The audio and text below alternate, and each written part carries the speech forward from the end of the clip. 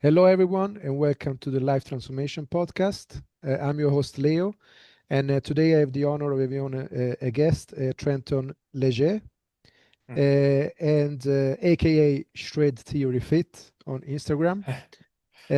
So I think he has a great story to tell because I understand that he comes also from being obese and to now being in great shape and bodybuilding and Yeah. with the Superman outfit today, as I commented on once I saw him. So Yep. looking amazing. So welcome to the Thank you. podcast. Thank you. Thank you for having me on. It's really fun opportunity to get in here. So, Sure, sure. I'm always interested in hearing others' stories as well, and I guess compare notes in a sense, yeah. and all of that. So, first of all, why don't you just give us a short introduction about even just maybe numbers wise, where were you at your heaviest, where are you at right now, and yeah, just a short intro about Yeah. that. My heaviest, I was about really, I stopped. The last time I weighed when I was at that spot was about 380 was the last I saw. And I knew I gained more weight since then, but I stopped weighing. But I think that was around when I was like 15 years old or so, 14, Okay, 15 years old. Today, that was about 10 years ago. I'm 24. I'll be 25 next June. So I'm in a maintenance phase right now. So I'm about like 175 is what I've been averaging the last few weeks. So great, great. That's amazing. That's incredible. Yeah, thanks. Thanks. yeah. It, And I definitely recognize myself also when I was at my absolute heaviest, I didn't weigh myself either. So yeah. I also have an estimate of my highest weight, which Yeah. I actually probably lowballed it, but I have. Yeah, I really similar for me is like I'm pretty sure at one point I'm sure I reached 400, Yeah. because I weighed 380 and then probably for the next 6 months I just didn't even look. And I'm not even quite sure if our scale would have read 400. Yeah. Normal home scale don't, I mean, typically even in the US they don't go up that high. Yeah, yeah, yeah. So, No, yeah, exactly. Yeah, I've been in this situation as well. So yeah, when I was starting my journey, I got one of those. I think it's a quite popular model for people of our size. This XL 700 or whatever it's called. yeah, yeah, yeah. You know the big one with the speaker. Uh-huh. Yes. I've Yeah. seen that, yeah. Yes. Yeah. So that's what I had to get when I wanted to start to weigh myself properly. Right. Yeah. Yeah. Yeah. Yeah. It is what it Well, is. I remember you might have to remind me some points in your story here and there, but like when I first heard the podcast you were on RP, I was like, wow, it was all our stories not the same. I was a lot. I think I was a little bit younger and stuff whenever it really got bad, but just some of the struggles you talked about, I was like, wow, this was really I related to heavily. So um, I was really excited when you reached out. I was like, yeah, I was totally down. So Yeah, no, great. And I'm happy to I guess, give a voice to this kind of struggles because I think they need to kind of be more in the light so that people kind of know about them. One of my main focuses with my channel has been as well kind of, in a sense, educating people about how, mhm. how people treating others can affect them, and yeah, all of that stuff because a lot of the things which affect us, they are not done to us intentionally.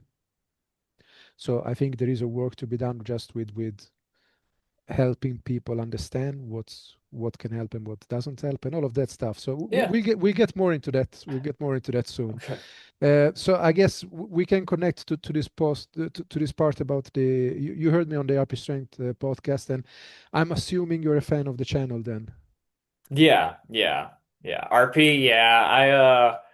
They really have, yeah, they've really, their information helped me turn things around, especially in the last couple of years, a lot. So, uh, I think my friend actually sent me one of their videos. Like, man, maybe when I was around 20 years old. I watched a few. That was early days for them. But really, I had lost yo-yo dieted up and down all the time, but like the last few couple of years, just learning how to diet for the long term, that was the biggest game changer to get where I am now. Agreed. Agreed. Yeah.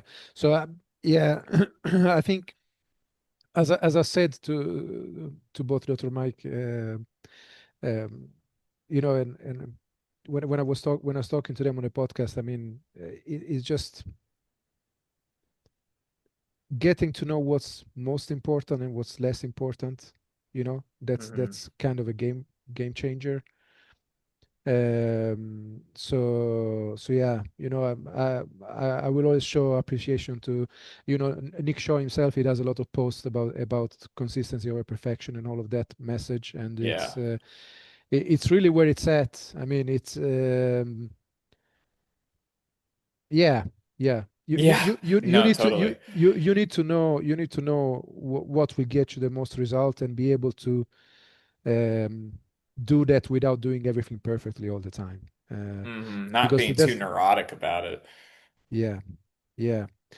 Um, Amazing, amazing. So if we go a little bit into the practical side of for yourself and for your journey, for what you have done. So what would you say are some key points practically that have been key for you? Uh, well, like I struggle with yo-yo dieting a lot. I think almost everyone who starts at that high, that first so many pounds is relatively easy. It's the easiest part of everything. And then when you get to a certain point, you're going to hit a stone wall if you don't know what to do, like going forward. So for me, the when I was in my teenage years, I was able to lose from like around that high 300s mark for me down to like high 200s pretty easily by just not eating as much. And back then that was really when like I fell into just fad diets like Yeah, keto and stuff. yeah, Back then that was really the prime of that sort of I don't want to call it dogma, but like, some of those folks can be real dogmatic about it. But that whole philosophy was really what mm, like I fell into for a little bit. But actually, what funnily enough, like, are you familiar with like Greg Doucette? Yeah, yeah, yeah. I am. started watching back then. I watched some of his videos, and he was the ones that really educated me about what calories were, what protein Okay. did, what carbs did, and that actually really set me on the path. And I started watching some early RP videos. But really, sorry, let me focus in. Some of the key points for me was learning and it just educating myself about what macros actually are, what they do, and that was what got me past that stone wall. I would hit 260 and always go back up to like 280, hit 260, blah, blah, blah. Well, I realized like, okay, you can't just diet forever. You have to do it in a period.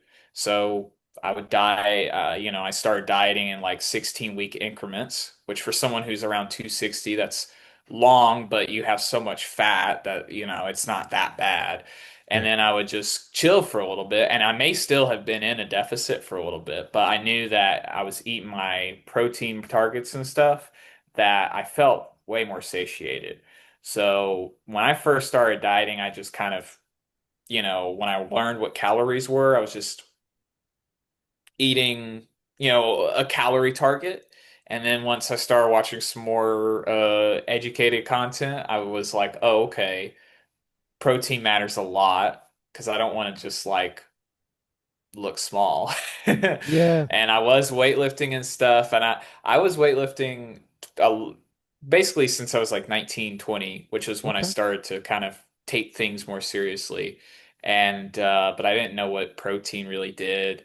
Uh, but I got to that point and I started to understand what calories macros were, how many calories were in each macro, why it was important to hit targets for each macro. And that was like the biggest unlock for me to not just lose the weight, but look better while losing the weight and retaining the muscle mass. So initially, that's just like off the top of my head. That's the top thing was just educating what macros are, not just it is does come down to calories in and calories out to lose weight, but understanding which macros are most effective for that. Yeah, like what macros do you want in those calories matter a lot. Yeah, yeah, yeah. Amazing. Yeah, exactly. And I mean, uh, for me, when I was at my biggest, like one of the few things that I liked about myself was being big and strong. Right. Hmm. So Yeah. I didn't want to lose that when we're losing the weight. So that Yeah. has been a big focus for me, both on lifting weights and getting enough protein and yeah and all of that. So yeah, yeah.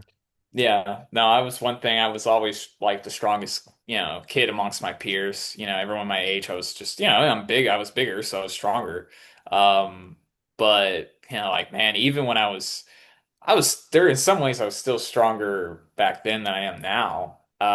It's getting to the point where I am like passing the plateaus that I was at when I was bigger. But like I remember being 260 pounds and squatting like uh something like 180 for 20 plus reps Wow, sometimes. wow. Yeah, to set for like 3 or 4 sets.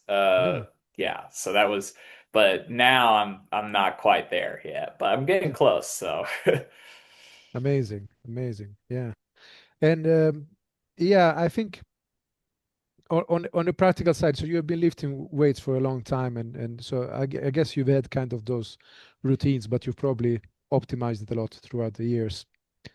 yeah, Um, yeah. Consistency was like the thing. Like I was introduced to weightlifting. My dad is actually he's been weightlifting most of his life. He's a really healthy guy. So me falling into the state I did was uh like it wasn't because of his example. He was always been fairly lean. He got to a point where he, wasn't taking it seriously, the mid-30s kind of dad look for a while, but then he really locked back in. So I was always exposed to weightlifting. I thought it was cool. So me and my friends started getting into it when I was in my late teenage years. And my dad, of course, he had a home gym and stuff that he, kind of messed with. Uh, but yeah, I've been on and off weightlifting since I was like 20, but the last year and a half, 2 years have been where I've put it all together and like, consistent now, everything is down to the day, I get it done every week. So yeah, yeah, amazing. Yeah, and I mean, and how many times a week do you train? I train right now. My split is 6 days a week. Okay, I wow. would not recommend that for most people, especially of my training age. The only reason I do that is because it's like my hobby. Yeah, So, and I don't want to spend an hour and a half plus every time I'm in there. And if I had 5 day a week schedule, it would. So right now I'm spending about 50 minutes to an hour and 15 in the gym, just like 6 days a week. But okay. yeah. Oh, that's great. Now I'm doing actually 3 days a week, basically, weightlifting, and I used to do much longer sessions, but I've reduced them recently, just to kind of find some kind of balance in everything. Because Yeah. most of the time during my weight loss journey, I was doing some crazy sessions. So on Sunday when I had more time, I will spend 4 hours in the gym. Wow, Uh, yeah. That's uh, well, yeah. so yeah, and the other couple of days during the week, it would be 2 to 3 hours still session. So Hmm. so total was a quite high volume. Yeah. Yeah. But now I'm doing basically half that. Hmm. Yeah. Yeah, I think And- that's better balance for Yeah. most people. Yeah, and Yeah. that's why I'm 6 days a week is just like You because want to the do the volume shorter targets I session as hit. well, and yeah. Yeah, I rather do shorter sessions because my split is like not to get too into it, but it's legs, push, pull, and then upper lower, and then I have a day that's kind of dedicated to I call it uh I think I call it triple. It's like arms, shoulders, and accessories. So it's like that's when I put Makes my abs sense. and calves in there too. And then I take a day rest between every 3 days. So it's legs, push, pull, rest, lower, upper, my accessory day and And the arms and rest. stuff, and then another rest. So it's asymmetric to the week, Yeah, basically. it's Yeah. whatever. And Yeah. sometimes if I need a second day or if like work has just made it that way, I'll take 2 days off instead Mm. of one. So I really don't care. It's arbitrary, 7 or 8 days in my split. It's the same thing. So yeah. Yeah, great, great. I actually believe Dr. Mike does something similar, right? He does like I three think days on and so. 1 or 2 days off, and then 3 days on, and yeah, That's where I yeah, kind of got introduced to it. I yeah. used to do, now I've been doing what I'm doing right now. I've been doing for like 6 months, and I plan to kind of keep this up for a while. I was dealing with some injuries with my, not injuries, but some potential problems popping up with my knee. Mhm. And so I had to kind of reduce to 5 days for a little bit because I was doing physical therapy twice a week. But that's been sorted now. So what I'm doing right now, I plan to do for the next however long until it doesn't work anymore. So Okay, okay. No, that's great. No, my knees are kind of messed up, so it is what yeah. it is what it is. But hmm I make it work. I work around it. I work around it. Good. Yeah. Yeah, sometimes you just got to figure it out. It's especially when you've been big before. I think some of my issues are from that and from when I started some bad habits I learned while being big and lifting and squatting was what has caused some of the issues with my uh knee, but I think we've got it figured out now, so I Oh, should that's be great. okay. That's great. Yeah. Yeah. All right. Is there anything you want to add on the practical side of things before we jump into more of the mental side of things? Well, I think practically the best thing that anyone, if you're starting up here, like a high weight anywhere, the best thing you can do is just realize it's going to take a while and to not shortcut it. I kept trying to shortcut it for a long time. And matter of fact, like some of the progress I made was shortcutting it, but you look back and you regret it because you're like, well, I could have done that better. And could have done it in a way that would have retained more muscle, especially if your goal is to, look like you work out. You don't want to if you just lose weight, you're going to lose a lot of muscle mass too.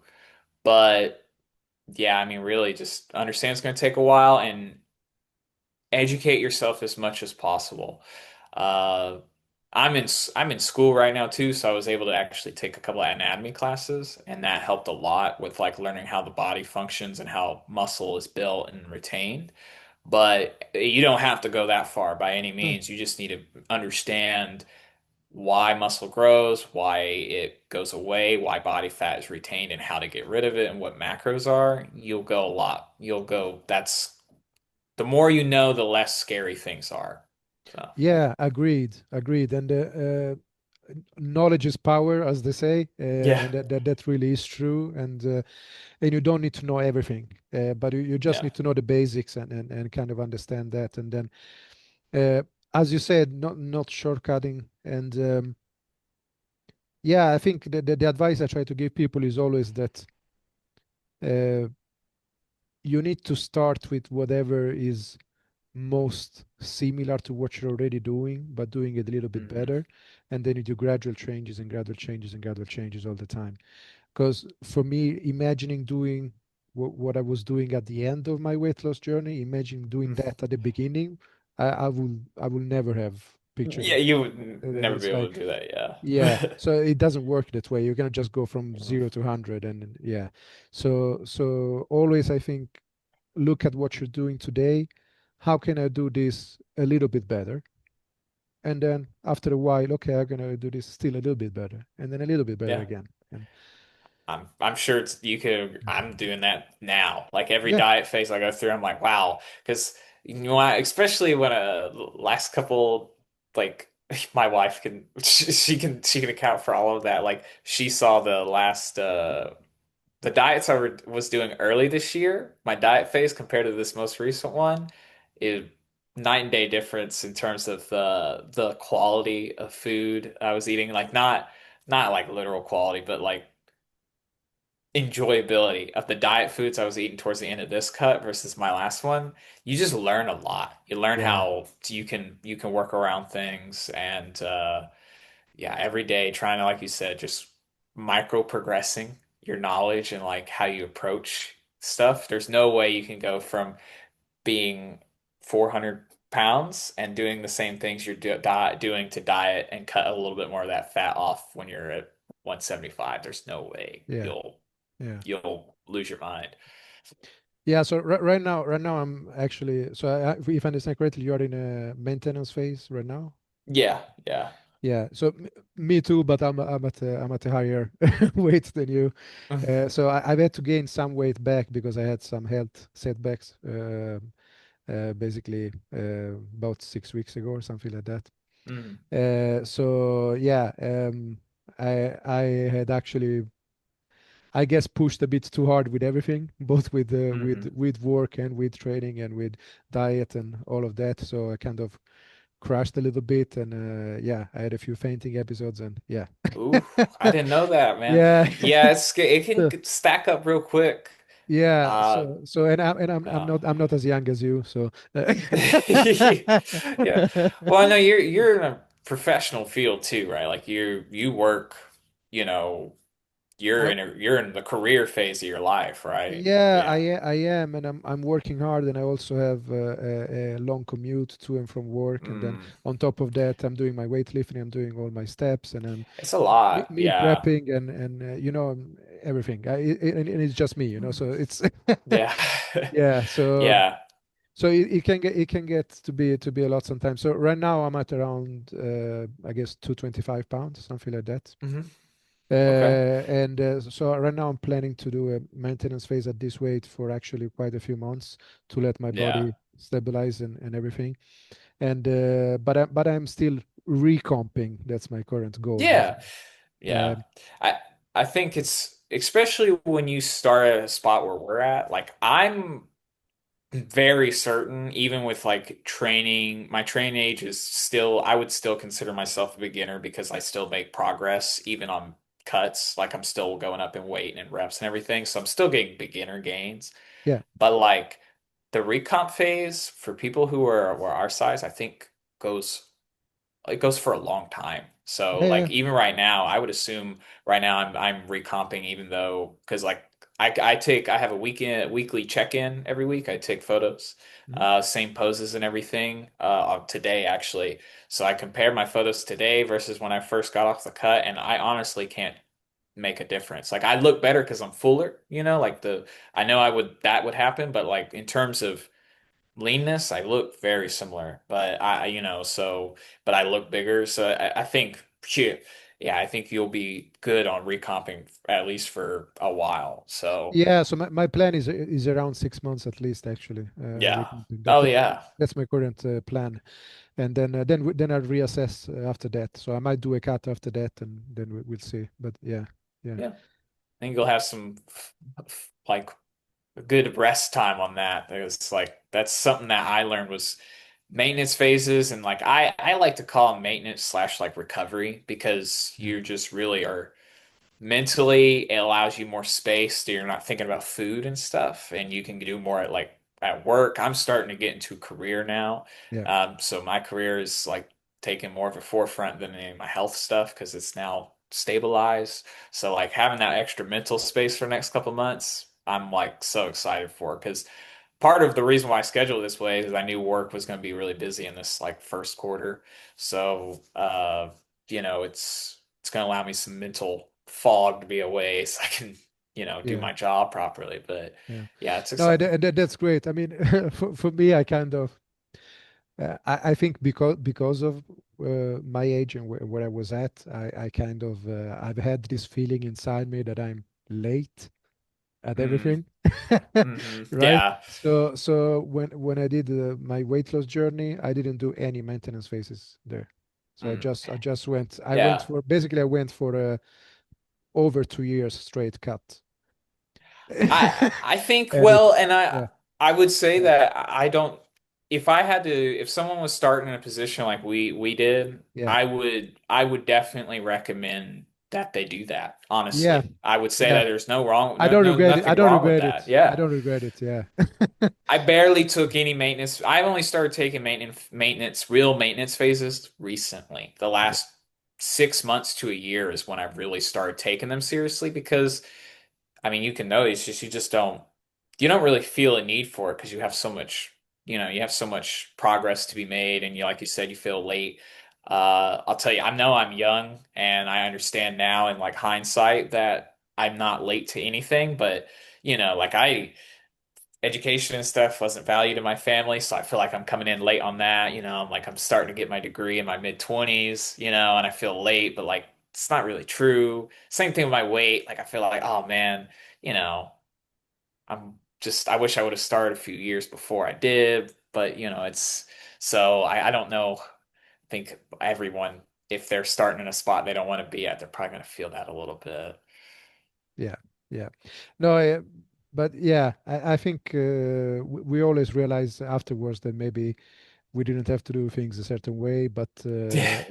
again, I don't regret what I did and how I did it. So Nah, yeah. yeah. And okay, I would like to get into the next point because I think this is Yeah. Go interesting. ahead. I'm guessing that one of the reasons you were saying that you kind of recognize yourself in my story and all that, I think it might have to do with all the stuff about how we are perceived by other people when we are at that size and that Hmm. side of things. So if it's okay, I would like to ask you about that and how do you feel that people have been treating you when you were at your biggest? How do you feel that people treat you differently now? If you would like to share some of that. Yeah. Uh, there is definitely a stark difference, and that's still a spot like I have to do some reflecting on to really understand it in total. But I can think even you're just taken more seriously. That's the biggest thing for me was due to some of my family culture and stuff like that. I just always felt like I wasn't really taken seriously a lot. And then part of that was like, oh, well, you're big and you're unhealthy, just not taken seriously, even intellectually. I feel like that was something that I struggled with, and I can recall off the top of my head examples of that. And then just like, oh man, there's people just aren't as nice, generally speaking. I don't know. I don't know if there's a difference because I've lived in the south of America for most of my entire life, really. Arkansas is where I currently live, but I lived in Louisiana where I grew up for the first 14 years. So generally, it's not as bad because most people here are also big, so it's kind of like the norm. Plus, it's But kind of known for the South to be polite and to be, yeah, yeah, yeah, polite. Yeah. yeah, Generally, like they're not going to throw it at your face, stuff like that. It's a little bit more niceties are a little bit more prevalent, but even then, like I said, professionally is where any job I was at was where I was like, yeah, I mean, you're not taking it seriously. yeah. Um, Agreed, agreed. And when you were, I like that you mentioned intellectually because yes, some people do like look at you when you are that big and they think you're stupid. Yeah, it happens. yeah, yeah. It's It crazy. Yeah, but it is what happens. I cannot explain why, but yeah. Yeah, I can't really because I've only been on that one side of it, and I definitely not that when I see someone who's big now, I try and think like, okay, how did someone view me? Sometimes I think about that, like what did they think Me about where too. I'm at? Because when I see someone who's big now, I just think like, oh man, how can I help you? It's like how, if they want that help, like what would I be able to do to tell you like how to, go down that path. Um, and for me, one thing I can try and like reverse the situation. I do understand why someone will see someone who's big and that person who's big is okay with it and they're not wanting to change. That does like ring in my head. I'm like, I can't understand it because I never what felt that way. I always felt like I wanted to be the other way. So, not that I judge those people any differently, Mhm. but I do see like I trying to connect that to where when someone saw me, why did they act the way they did, or why did they think about me the way they did? But it's a hard kind of puzzle to unlock there. That's an interesting viewpoint you mentioned because I would talking about myself. Like I've always, I mean, I've always kind of had it in the back of my mind of wanting to get in shape and all of that. But also at the same time, I definitely had a quite long period of a few years when I was okay with being Hmm. big, where I had kind of accepted it in a way. Uh, Yeah. Not maybe in the healthiest of ways, but Yeah. Yeah. it's kind of. I think it all has to do with the whole priorities kind of thing, right? And sometimes Hmm. you just feel like you don't have the willpower or energy in that moment to to Yeah. to to go through all of that. So for me, I had quite a period of a few years where I was just like, you know what, I know that I need to take care of this, but at the same time, right now, I just Just don't not have the dealing with drive. I don't have the drive and the it. energy to do it. And and I think a lot of I people, relate to that. a lot of people are in that spot, I think. And Yeah, now that you, especially the way you put it that way, there were periods where I felt the same way, where it's yeah, like that was always those were the plateau moments where I would probably end up yo-yoing back up just a little bit because I had hit a wall and I'm just due to whatever, there was a lot of struggles I was dealing with in my late teens, early 20s because I moved out of the house on my own when I was 18 and stuff, and there was a lot going on there. And there were points I can remember specifically, maybe 3.5 years. No, wow, it's been longer, maybe almost 4 years ago now. I was drinking age here is 21, mhm, so I was kind of fresh into that world, and I was, having benders basically. yeah, sure, And that's not good for weight loss. But there was a point where I was living on my own and like, man, I was working, I was making okay money. So I was like every night, basically, I was ordering out and I was having like a beer. And I knew that wasn't good. Obviously, that's not good. But those were some of the moments where I guess I felt the same where I'm like, I just where I'm at right now, and I'm not really trying to fix it. And that it was funny because I was weightlifting and stuff at the same time. Like I okay. was being fairly consistent with my weightlifting schedule, but I didn't care. I was playing basketball some on the side. That was when I first started to get into uh, playing sports. Now I play sports, but like as a kid, I really didn't, too much besides like backyard football. But uh, it was a weird two sides where I'm weightlifting. I play basketball like twice a week, but I was eating, going home, and this was a part that I relate to. I think you talked about eating like a whole pizza and stuff by yourself at least, or something like that, right? Again, I think there is a difference in sizes of pizzas, but I used to eat three pizzas in one sitting, Okay, yeah. and That's well, so yeah. the, The same thing with me. but yeah, that's I would eat a whole pizza and yeah, like American like they're like a bread cheese thing, right? And yeah, you look at the calories, it's 4,000 calories, and that would be dinner. And then like, 300 calories worth of beer on top of it. So that when you first were talking about that, I was like, oh my God, that was me. yeah, So yeah. yeah. So yeah, and you have those periods when it just sometimes you're just doing what you kind of feel that you have to do to survive at the moment, right? Yeah. But maybe you're going through some struggles, and I've had my fair amount of struggles in my life in all kind of areas. So both relationships and yeah, and I actually yeah, I moved out of home when I was barely 15 actually. So Oh wow. Yeah. so yeah, and I've gone through quite a few things in my life, and it's yeah. Sometimes you just have Yeah. periods when you do you just feel like, okay, now I just need to get by. Goodbye. You take it day by Yeah. day, right? And it's Hmm. yeah. And I think probably. most people who kind of get to where we were at mentally, that they'll use the food as varying levels of crutch, like Yeah, comfort, and I definitely felt like, just like you said, getting by. That was like, well, I'm gonna eat this because this makes me feel okay in the moment and it gets me by to the next day so I can do what I want to do.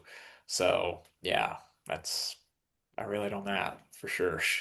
yeah, yeah. All right, so now I'm gonna get to the big question. Okay. So for you, for yourself, for your journey, for what you've done, what you achieved so far, what has been your main drive? What do Ooh, you look forward to? What made you wanna feel like, okay, I really wanna put all this work down? Because it's a lot of work, it's very hard, it takes a very long time, and I think the only way you do something like this is if you are actually, if you have a picture in front of you of something that you really want. I think that's the only way this works. So I guess I'm yeah. wondering what that is for you. What is that picture you have in front of you? What do you, yeah. Well, like motivation gets you will get my philosophy is motivation will get you to the point where you can start taking consistency more important, and it builds that discipline. So it's like your motivation will wane, but your motivate when you have those strikes of motivation, you really got to use it to build a structure. And then the structure will keep you from falling back. There oh God, what's that book called? But anyway, there's a book talking about how you got to build your structures to get to that level, and then Okay. that discipline won't let you fall back. So my big picture was like, I always wanted to be seen as someone who was in shape, someone who took that stuff seriously. Like when I was young, I always liked sports. I wanted to be able to play sports. I wanted to be able to be good at that stuff. And I had just didn't think I was ever really going to be able to do that. Um, but the big picture was always being able to take my shirt off and not be scared of that. I would never did that as a kid, like going swimming and stuff. Beach was always like swim trunk shirt, right?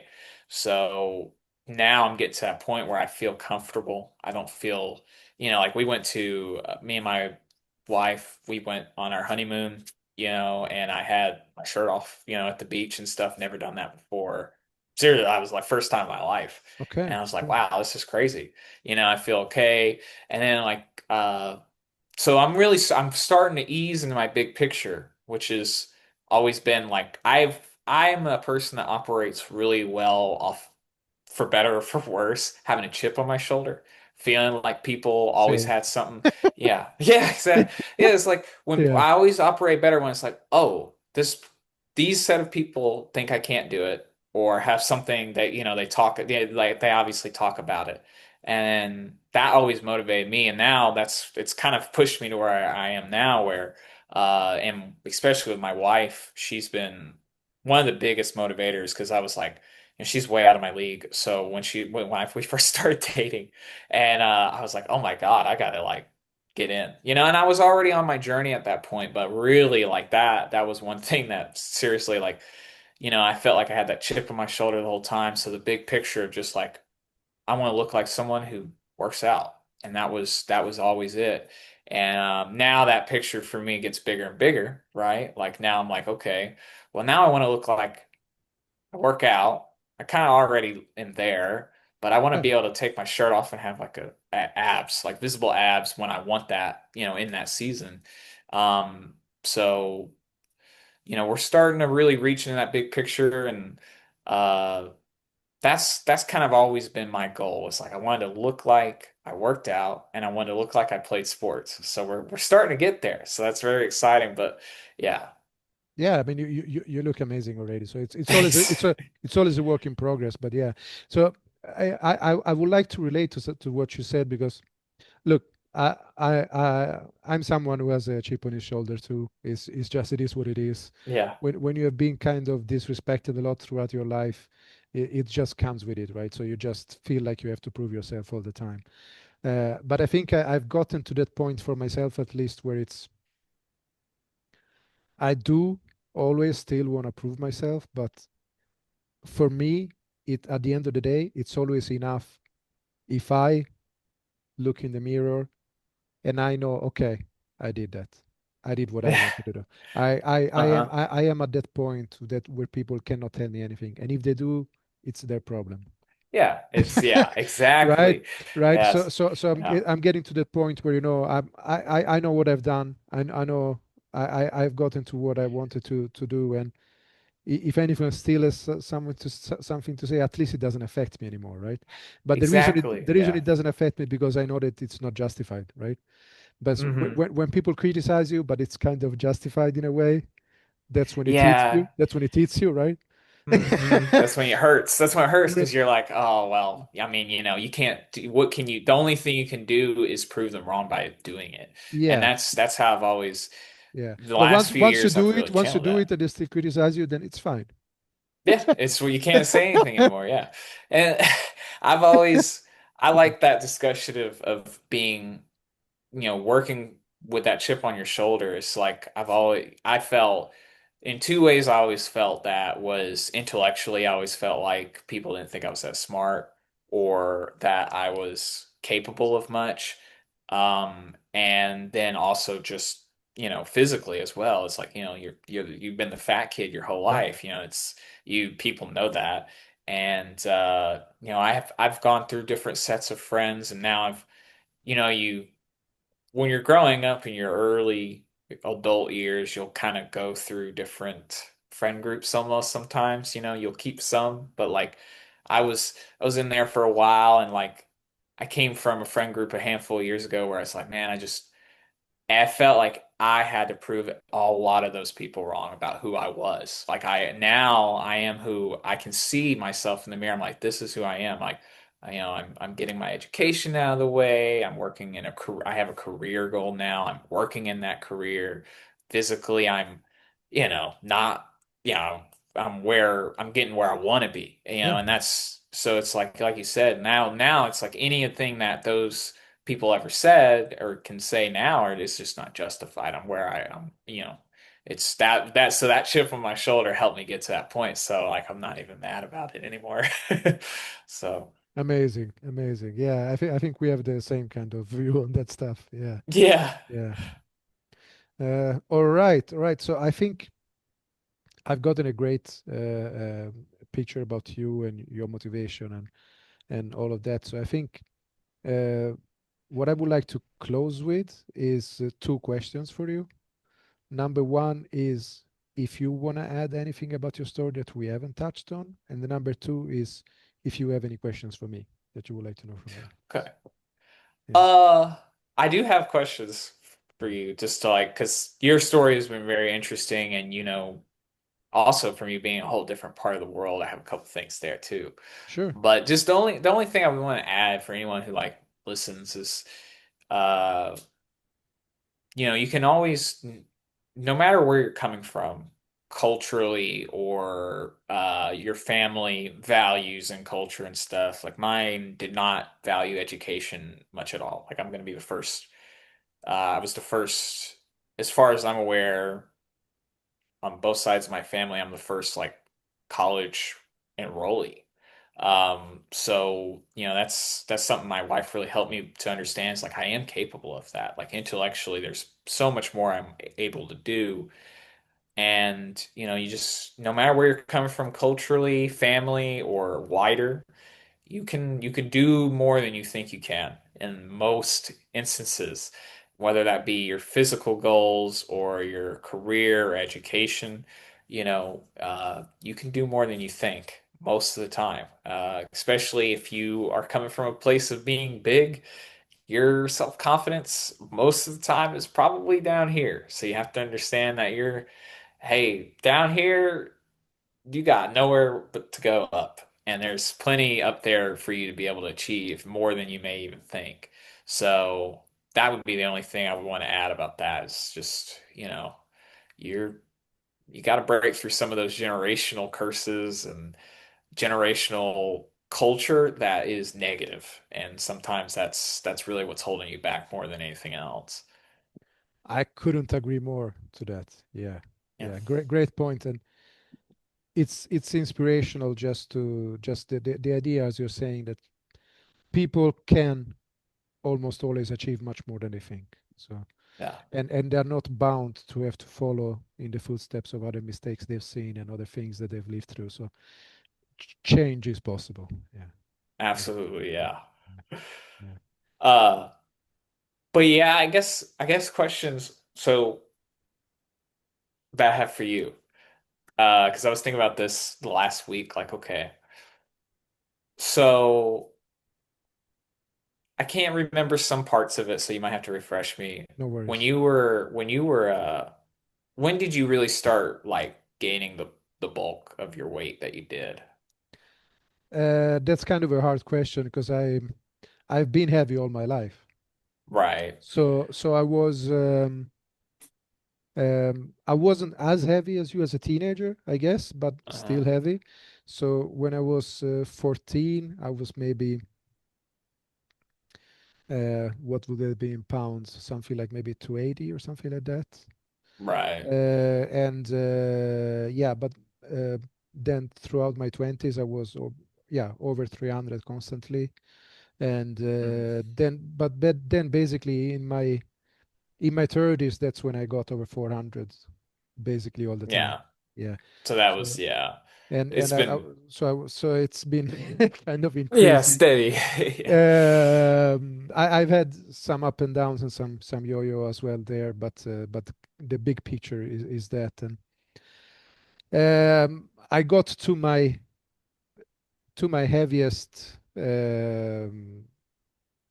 basically gradually after my 30th birthday, and uh, partially because I had given up hope about finding love and building a family and all of that stuff, which is really important to me. And Mhm. so for me, when I kind of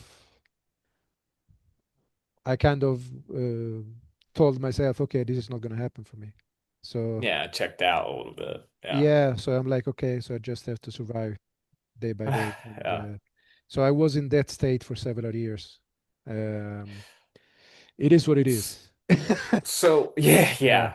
yeah. Well, I can relate in some ways for that for sure. Because like, well, like when I was at my biggest probably around 14 to 15, I think. And then like I said, once I turned 16 and over here that's when we can like usually you can get like a job. Most places will let you, you can start And getting those in like some states you can get a driver's license there at 16, right? And you can yeah, start driving. yeah. Yeah, I think every state at okay. 16 you can get your Yeah. license by that point, as long as you're enrolled in school and stuff. They have to have proof of that. But so for me, that was when got my first job. I was able to take more responsibility for what I ate. I was able to spend food on, a little bit better and uh, all that. But also, I guess I started realizing how much food was, so how Yeah. expensive it was, but Yeah. how expensive it was to eat bad. So I was like, oh, okay. But reason I asked that question is because I'm curious, like culturally, like is a lot of the food that you had around you, was it high calorie, dense food, or was that part of what contributed to like being able to gain weight fast? That's an interesting question. And I think that's the question that's coming from an American viewpoint, right? Yeah. Yeah, it Because is for sure. no, no, I understand that. I Yeah. understand that because, of course, America is known for having a lot of very tasty, very high calorie foods and all of that. So I understand the question. I think, um, yeah, definitely there has been a lot of um, high calorie and tasty food available, but probably not as much as in the US. But for me, I just had a very compulsive hunger and Yeah. just a huge food drive, and also a huge mental need for that relief. Yeah. Well, yeah, So yeah.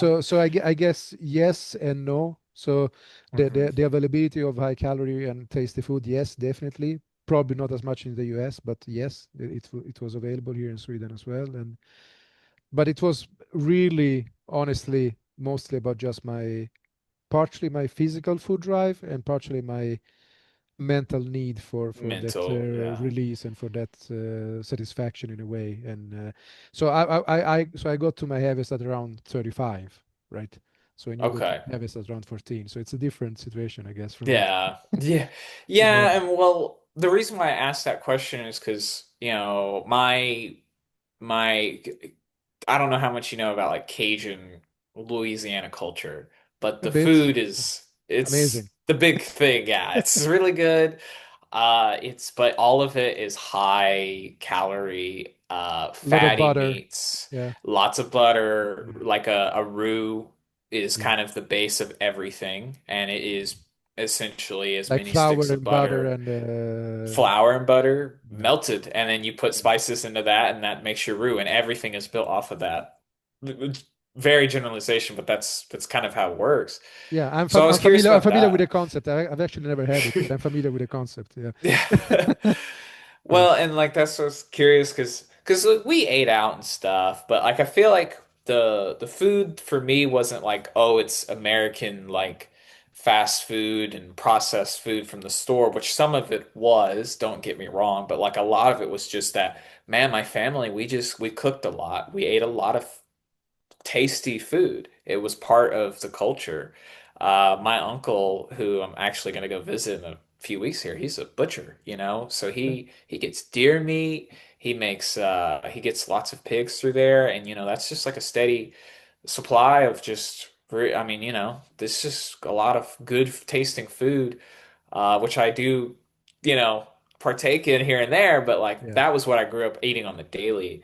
And we were also very like poor, so a lot of our food choices were not health conscious. It was to get by, so you just eat calorie dense foods that way.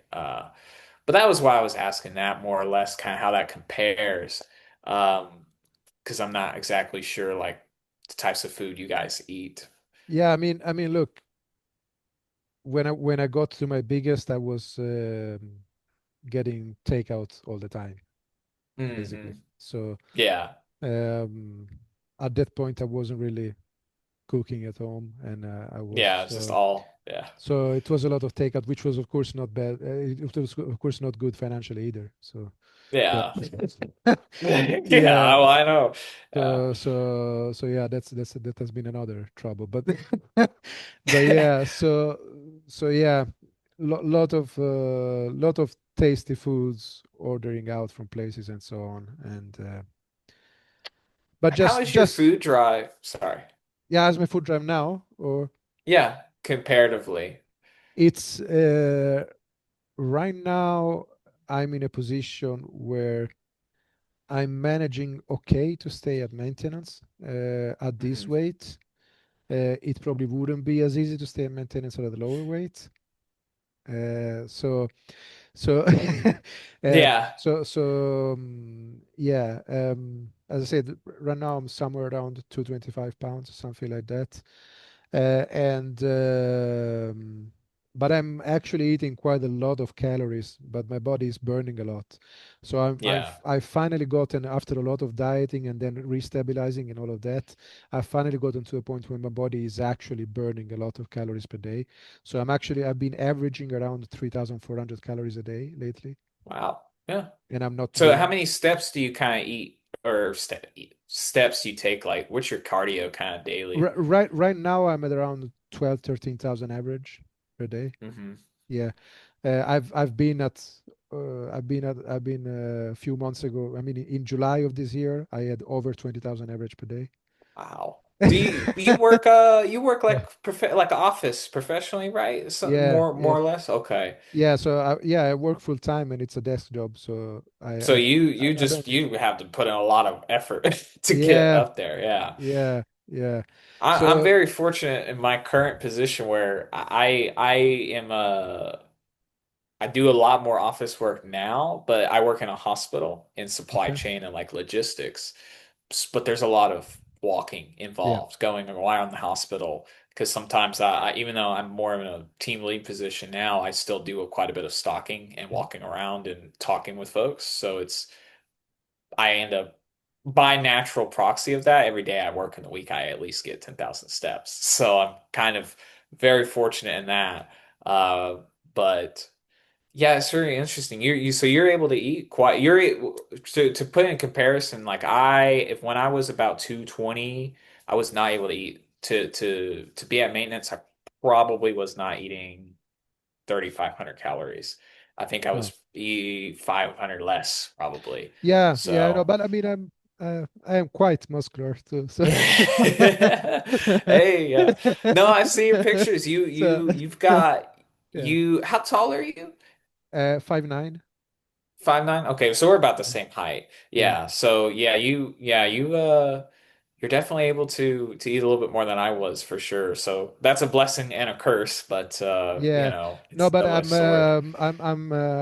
I'm quite happy about that. So to summarize where I'm at right now with my hunger drive and all of that, I still have to control myself.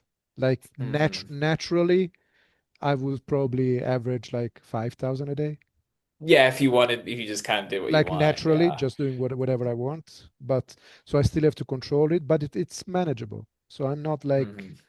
I'm not struggling too much right now with this. Yeah. When I go into my next cut, I will struggle a bit more again, and then probably if I go into a maintenance phase at a lower weight, I will also struggle a bit. So yeah, yeah, I think you'll find that you'll yeah, slowly like equal out. Like when yeah. especially since you're taking this extended maintenance phase, I think that you'll be happy by the end of it, where you probably will be ready to like see about eating less and how it goes. Nowadays, like right now, I am on a maintenance, but I'm eating like 2,600 calories a day. But Um, that's also good. That's 175. That's good. Yeah, yeah. yeah, and then I'm Pretty good. also really it might be a little bit higher because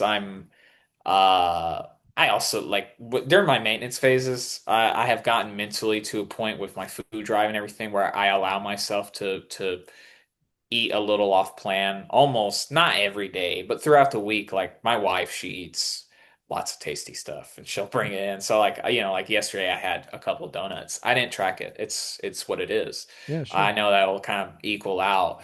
So I but when it gets cut time, I really have to focus because my hunger drive right now, my hunger drive on this maintenance phase is well, we're like into week 5 now of it. I'm no problem. I eat what I eat every day and I feel good.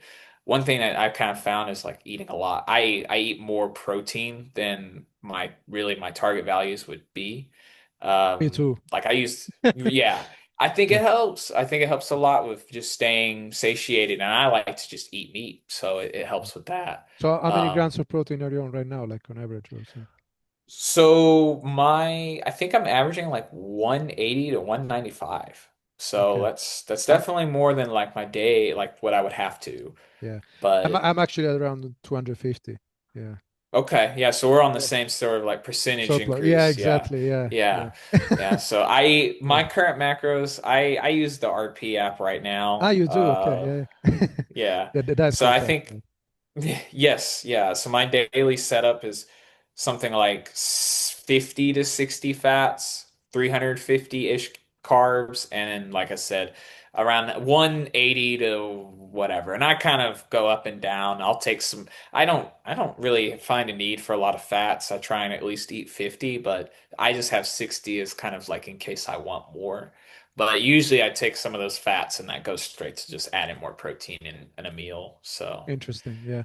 I have a yeah, quite a bit of fat. I actually right now I'm not tracking the fat and carbs exactly, to be honest. hmm. So I'm mostly focusing on the total calories and on the protein. That's like, Yeah. uh, but uh, but I do have more carbs than fat. I know that. Yeah. Yeah.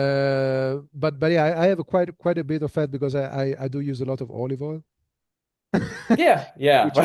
which is quite calorie dense. But Mhm. for me, it just makes everything taste better. So Oh yeah, it does. I mean I definitely keep some my wife cooks everything in olive oil. yeah, I use spray for my general like day-to-day stuff, but if I'm really like wanting something to taste good, I use her olive oil. yeah, So yeah. yeah. Well, I'm glad that was my main thing was just like kind of how your food and what the food drive is like nowadays. Because I've noticed that mine, I've really gotten to a point where I'm surprised with how it's drastic it's changed to where I was even just like a year ago. So I think my theory on that kind of too is like I think I was mostly fat in my early years and through my teenage years and early adult life. I think I was really kind of where I was because of like environment more than it was genetically. I had a high food drive, but I don't think I had quite enough high of a food drive to be one to be 400 plus pounds and still making, gains. I think that was kind of just because of the mental things going on at the time. And then Same. also, yeah, like I don't think I think my body more naturally does kind of want to be around this 170 to 200 mark. So I think that's kind of where I probably should be. So, because now it's not so bad, the food drive, it's kind of normalized. So, Yeah. So I think my body kind of wants to be somewhere around where I am now, but uh-huh, but yeah. but uh, but I will probably cut down a bit more later. So We just got to put anyway, on more muscles so that you can eat more. yes, That's really yes. all it is. So yeah, long term, it is my plan to be around this weight again, but with more muscle. hmm So even if Yeah. I'm gonna do a cut phase, then after that I will bulk again, and I'm definitely looking, uh, yeah, looking to be over 220, but muscular. That's kind of the idea Okay. long term. Yeah, What, what's your yeah, What do you guesstimate? I know it's so hard to guess because like I have a lot of I still have a lot of skin, yeah. Me loose too. skin and stuff, Yeah. so it's hard to really guesstimate what your body fat percentage is with that going on, but what do you think where do you think you're at right now if you had Right to now, guess? yeah. So basically, yeah, that's an interesting question because I recently invested in one of these at-home body scan. Uh-huh. So one of those where you hold the handles and it Oh measures. yeah, yeah. Yeah. So it's not super accurate because hmm it can vary because of some variables. But my latest reading was at 24.8%, and I Okay. do believe that to be quite accurate. So I think I'm somewhere around 25% right now. And I long term I want to be around 15 most of the time. hmm So That's that's kind of cute. yeah. I asked that because like when I was about at your weight marker, I think I probably was about the same percentage of fat. Yeah. Or so yeah, because when I was getting under 220, I was like really starting to kind of consider like where am I at? And it's almost impossible to really visually be able to do it, but I got opinions of certain people who actually knew what they were talking about, and they're like, yeah, you're probably around 25%. Nowadays, I think I'm closer to it's hard because like my arms and stuff don't have a lot of I was very blessed in that I didn't end up having a lot of loose skin there. All my Mhm. loose skin, I have the Dr. Mike situation going on. It's all in my love handles and Oh, it's all okay. in my lower stomach. So Yeah. all Yeah, my my lower my stomach is pretty bad with the skin. Yeah, yeah, it is it's what it that's is. where Yeah. all mine is now. And I don't know long term what I really want to do about that because I think right now I'm probably closer to 15% than Yeah. 18% because I've been kind of hovering around there, and this last cut I think I'm pretty close to 15 now. Yeah, Um I would say just like from visually, I've seen some photos of you recently on Instagram as well. I will guess you are around 15, 16. Yeah. Yeah. Okay, cool. I'm glad. Yeah, you're always kind of gaslighting yourself, you know? You're like, oh, I'm not there yet. And then like but I think I am pretty close to that. Yeah. So So I I think if actually I got didn't, I got a measurement when I was at my when I was ending my cut, I guess, and uh-huh. then the body scan measured me at 15.7%. Oh, wow. Yeah. Okay. So and that was when I was 195. Oh, okay. Cool. So yeah, Yeah. you were okay. Yeah. So Interesting. I again I'm again I don't know exactly how accurate that was, but right. I had visible ribs and Yeah. so, Well, that's so yeah. what people tell me is like Yeah. when you really start to see I've had some bodybuilding coaches tell me this and they're like, well, because of how my arms separate from bicep to tricep and And delts shoulder and yeah, yeah. and delt, all that. And then like, you can see my obliques, but my abs are kind of outlined now. And they're not like you can see the top of the outline. That's some good But indicators. it has to do with the skin as well. The skin is really what makes it hard Mm, because mm. you can't, most people go off of body fat percentage by how much ab you're showing, but I can't, I just don't know With if guys I'll like be us, able to it's see different. that. Yeah, yeah. Yeah, it's going to be different. So really, I think my arms are a better indicator, and then my obliques are pretty like visible. So yeah, that's. Do you have any plans do you think you ever get to a point where you want to do any sort of procedure to maybe reduce some of the skin, or Um, I'm if that's thinking not too about it. personal of a No, no, question? no, no, no. Of course, that's Okay. fine. It's fine. And then it's something which I might consider, but I haven't. I'm not in a hurry about that. Uh, there is a part of me that wants to keep the is as a reminder of a memory of what has been or whatever, Uh-huh.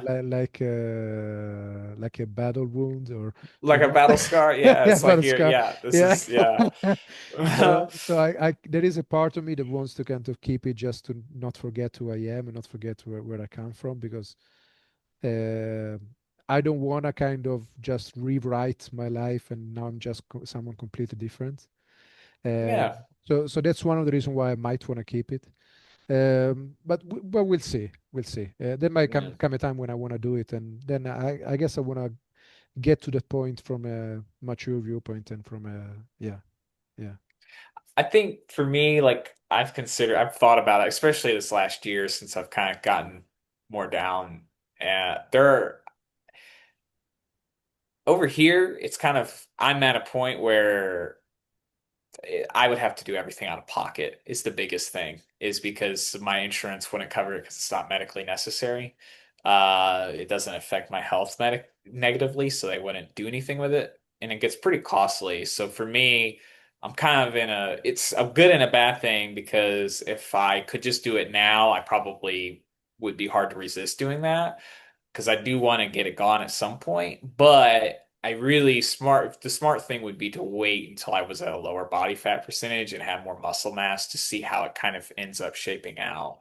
Because like I'm the only part I have a problem with on myself, is just my lower stomach and like my lower back is just, I'm like, man, every time I see my back double bicep pose and stuff, I'm like, man, it's the big glaring issue. It's like, I got to do something about that. But I'm not too worried about it. It's just one of those things where it's like, I have a goal, so I kind of want to get there, and that may be in the way of it. So, um,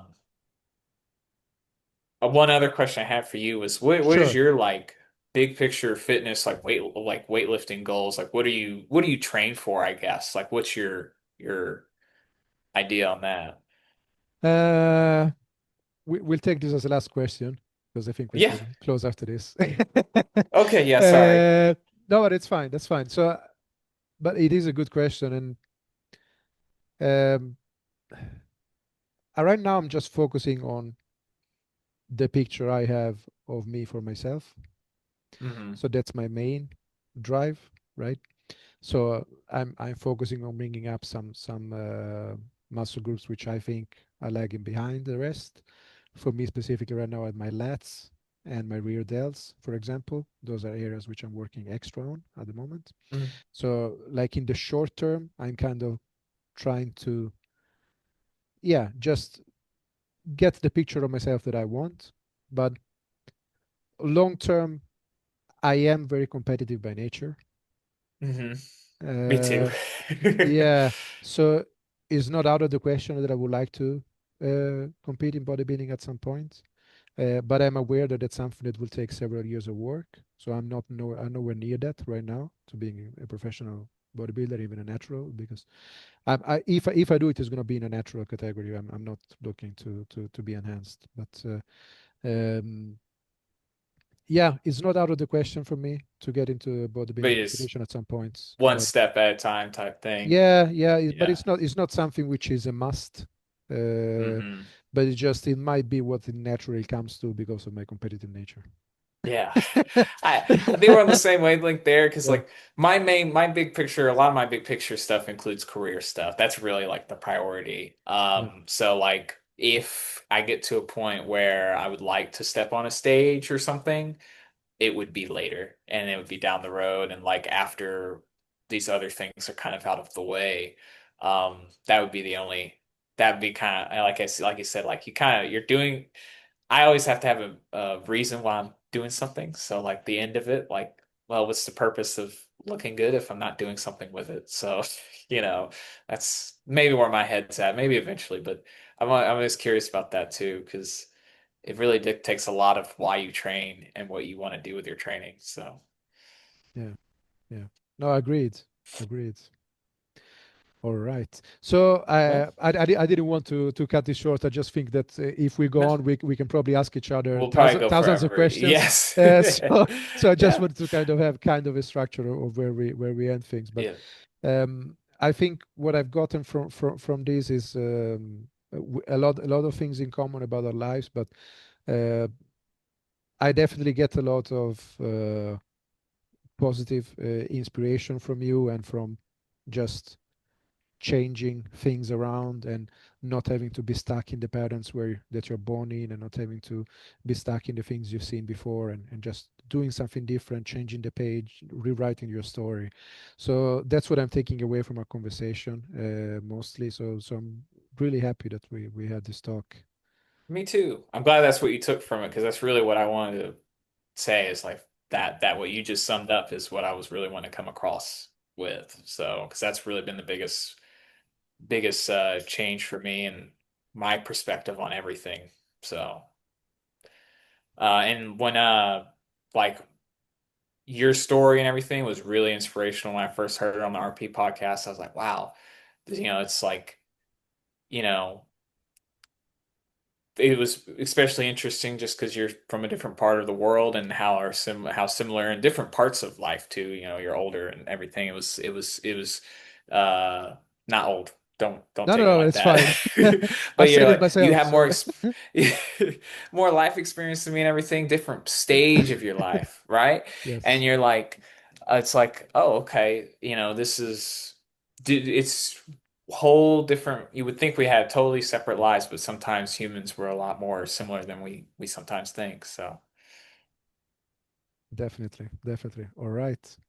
I think that's all right. the perfect note to end on. So Yeah. thank you so much for this. I Yeah. appreciate that you took the time, and Thank you for inviting me. I appreciate it. no worries. And thanks for everyone who's tuned in to listen to us. And yeah, so see you next time. Yep. See ya. Okay, bye. Bye.